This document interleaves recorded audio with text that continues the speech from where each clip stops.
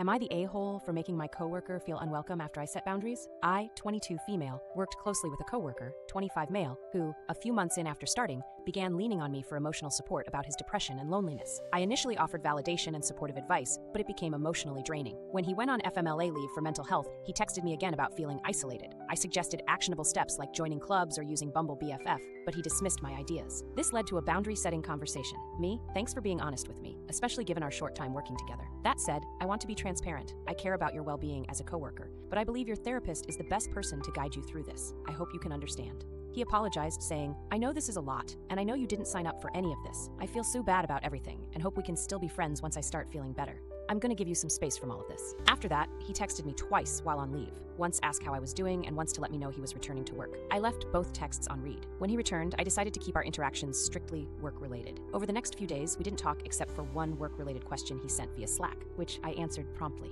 He texted the following. Boss and I talked the other day about how he really wants the lab to be a welcoming and supportive environment for me. Several lab members have done such a great job creating a welcoming space for me as I return, and I would truly appreciate it if you could do the same. I've noticed that you've been quite avoidant toward me, which makes it harder for me to assimilate back into the lab and makes me feel unwelcome. I understand this is a challenging situation to navigate, and by no means are you obligated to make me feel welcome, but it would mean a lot if you could try. I also wanted to give you the opportunity to set boundaries to ensure that my mental health does not impact our ability to work together. I think keeping conversations on Slack and work-related could be a good starting point, but please let me know if there are any other boundaries you'd like to establish. The last thing I want is for tension between us to affect our work, so I really want to resolve this rather than avoid it. I replied over Slack. I saw your text. I'm glad to hear you're doing better. I'm not sure if you tried to talk to me at lab and I missed it, but I've been really busy with lab work. It wasn't my intention to avoid you. I believe I've set personal boundaries for my well-being, and I hope you can understand the need for that. I agree that keeping our conversations work-related is the best approach, and I hope we can maintain a professional relationship moving forward. He replied, thanks for your response, and thank you for being mature about all of this. Am I the a-hole for making my coworker feel unwelcome after I set boundaries? Am I the a-hole for accepting an invitation on my husband's behalf that I knew he wouldn't like and refusing to cancel it? My husband is a busy person, but he's not such a busy person that he can't manage invitations from his family and friends if he wanted to. His family and friends act like I'm responsible for his social calendar, which I didn't mind at first because I didn't have anything better to do. But I'm tired of being the one to have to say no to everything, and it sucks having to deal with people trying to convince me to come to things when I know they only really care about my husband attending. I've tried to get them to go to him directly, but he just sends them back my way, or ignores them so they come to me anyway. I've spoken to him multiple times about not wanting to be responsible for our social calendar, and he acts like he gets it, but then never responds to invites, so nothing's changed. So I've done something that you guys may or may not think is petty. My mother-in-law has asked for us to join monthly family dinners with her side of the family. I prefer her side of my husband's family, but my husband is closer to his dad's side, so we see them more. Usually, I wouldn't accept an invite like this without checking with my husband, but since she asked him first, and he ignored her, I decided to accept on his behalf. The first dinner is on Sunday, which is the day we were also supposed to have dinner with his grandfather on his dad's side, but he never told me that was happening, and neither did anyone else. His dad's side have a horrible habit of just assuming we'll be at something because they've told us. Part of me thinks the dinner with his grandfather is a lie, because I know he's been avoiding his half-brother like the plague, since he keeps asking him for an investment, and his step-siblings will be there. My husband told me to cancel, but I don't want to because my mother-in-law was so happy when I said yes. Also, his sister will be there, and I haven't seen her in forever. I won't stop him from cancelling if he really wants to. But he's turned this situation into a fight, because I didn't ask him first, and now I don't want to be the one to cancel. He's basically said, if we go to the first one, he expects me to tell my mother-in-law. This won't be a regular thing, but I think he should be the one to do that, since I have no problem having dinner with them regularly. Am I the a-hole? Am I the a-hole for not siding with my wife when our daughter got hurt? Last night, my daughter was playing with Legos before bedtime in the living room. This morning, when our daughter woke up, she walked onto the living room rug and suddenly began crying out, hopping on one foot. It was still early morning, and we all were a bit groggy. Our daughter hopped to her mom looking for comfort. Instead of consoling her, my wife kept insisting she wasn't hurt, saying she just tripped on the rug. Our daughter kept saying she stepped on something, but my wife kept disregarding it. I was quiet about the situation until this point where I stood up for our daughter and said I think she did step on something because she was playing with Legos last night, and the rug is thick. I looked at our daughter's foot and it was bleeding, so I cleaned it and put a band-aid on it. I then put on a funny video of people stepping on Legos to cheer our kid up and show her it happens to other people too. After this, my wife storms upstairs angrily. I wait a while to see if she comes back, but she doesn't. I decide to put our daughter in the tub, then go check on my wife. When I check on my wife, she is brooding and angry. I asked her what's wrong, and she denied anything is wrong. I asked her why she stormed upstairs if nothing is the matter. She then proceeded to say we were ganging up on her. She said I provoked our daughter to go against her. I told her all I was doing was acknowledging our daughter was hurt when she was denying it. She then said I should have never come upstairs and make her angry. I told her she was acting childish and the situation was about helping our daughter, not about her. We began arguing, our daughter watching now. Noticing this, I shut down the argument and took our daughter back to the bathroom to continue her bath and console her. I now feel like I'm in the doghouse for no good reason. I understand my wife made to feel like it's us against her and probably feels isolated, but I personally feel in this situation, she is being immature and self-absorbed. Am I the o-hole?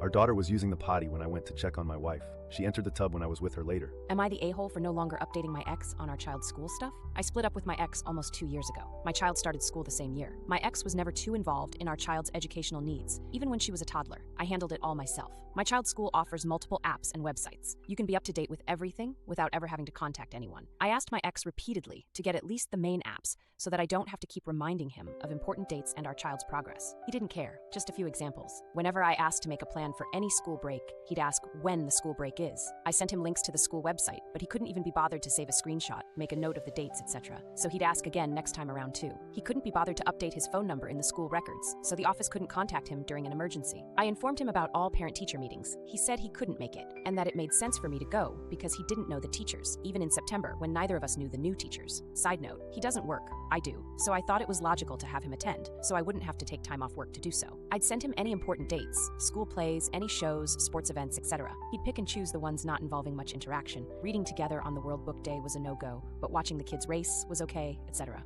I'd even invite him to events organized by any clubs my kids is in, clubs I organized and paid for myself, but he always had an excuse unless the events fell on his weekends. Even then, he'd sometimes ask me to swap the weekends. I accepted it for over a year for the sake of peace. I wanted my kid to see her dad support her achievements too, but it's been so long and I'm just tired of having to both handle the responsibility and remember to give him updates about it. It also felt like I was trying to make him involved when he clearly wasn't interested. So, last autumn, I announced to him that it was on him to stay up to date with our child's school stuff. I gave him 2 weeks to get everything sorted. I even listed all the important apps, websites, so he wouldn't miss anything. The only one I didn't share was a payment portal, as I knew he wouldn't care about that one. I promised to still share any information passed via written notes, letters, etc., as obviously he would not have access to those otherwise. I followed through with it. It took him 2 months to realize what's happened, and now he's furious, saying that I'm using the child against him. He got his family involved, and now they are all bombarding me with texts saying that I'm the asshole for doing it to him and our child. His mother also pointed out that she'd done everything herself as well and didn't involve her husband in the school stuff, so she knows it's not that hard, and I'm being dramatic. Am I the a-hole? Am I the a-hole for getting my girlfriend a birthday gift she hates?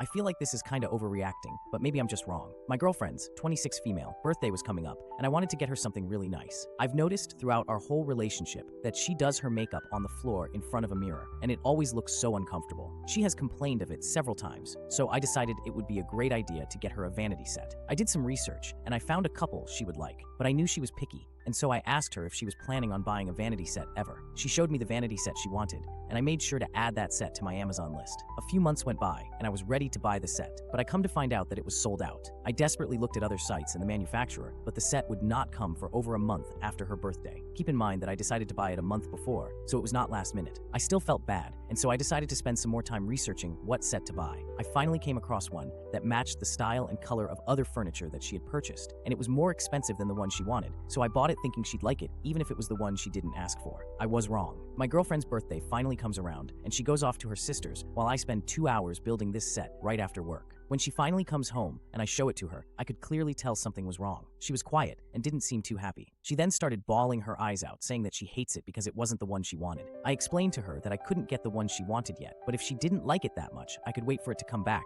and buy it and sell the one I just bought it. That only made her even more mad and upset. She then went on a rant about how she hates birthdays and that I shouldn't have gotten her anything. Again, this vanity set matches everything else she likes, and it wasn't some cheap set. She told me to simply sell the set and keep the money because she does not want anything from me on her birthday. Am I the a-hole for getting her the wrong set? Am I the a-hole for telling my wife to stop playing Roblox and do her duties as a parent? My 37 female wife and I, 36 male, have always tried to keep the housework pretty evenly split between us. I, for example, mow the lawn and do laundry and dishes, and she meal plans, cooks, and picks up, drops off the kids. Lately, this has all changed because she has become addicted to a game called Dress to Impress on Roblox. If you aren't familiar, it's a game where you have to dress your character in a themed outfit before the time runs out, and the other players rate it from 1 to 5 stars. It started off harmless, just a fun thing she would do during downtime before bed.